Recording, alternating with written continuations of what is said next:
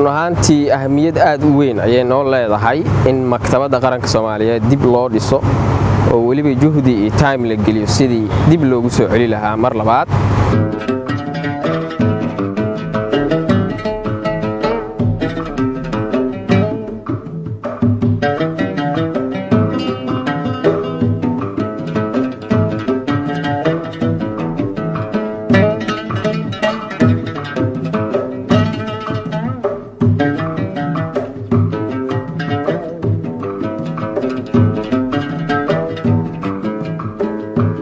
ardayda jaamacadaha dhigato waxaa looga baahan yahay inay u istaagaan 7 maalin ka mid ah inay imaadaan ama ay dib u dhiskooda ka qayb qaataan contribution ay aruuriyaan.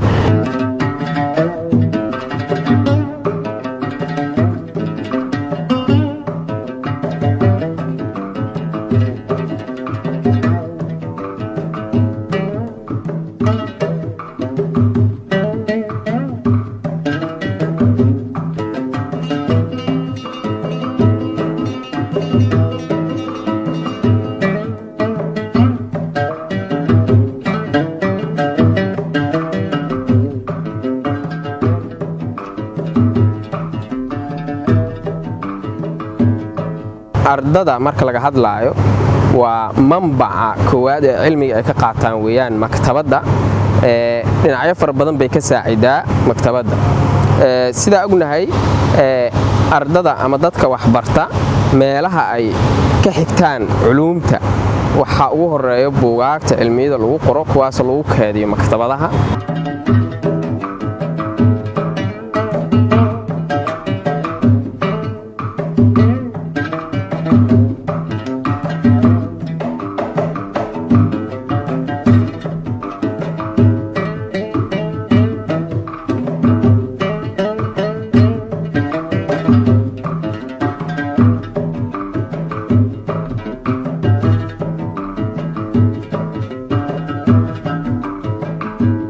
dhammaan shacabka Soomaaliyeed meel kasta oo joogan anigu waxaan u sheegi lahaa in ay u soo diyaar garoobaan dib u dhiska maktabadda.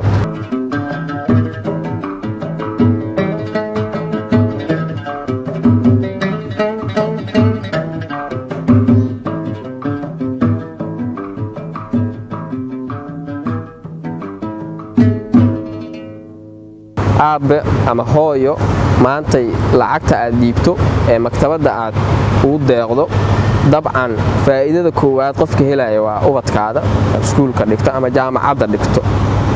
dabcan waxay qayb ka qaadan doontaa maskaxda iyo hab u fikirka qofka wax baranaya.